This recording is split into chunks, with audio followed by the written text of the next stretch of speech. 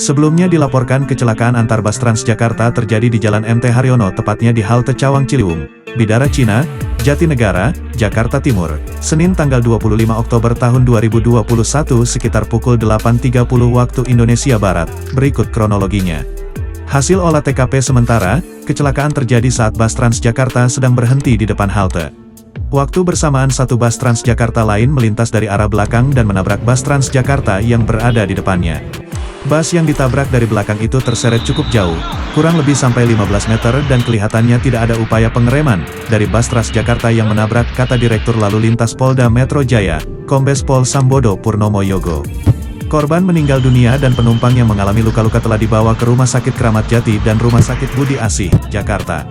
Sambodo mengatakan, sejauh ini anggotanya sedang mendalami penyebab kecelakaan itu mulai dari dugaan sopir mengantuk atau mungkin terjadinya remblong.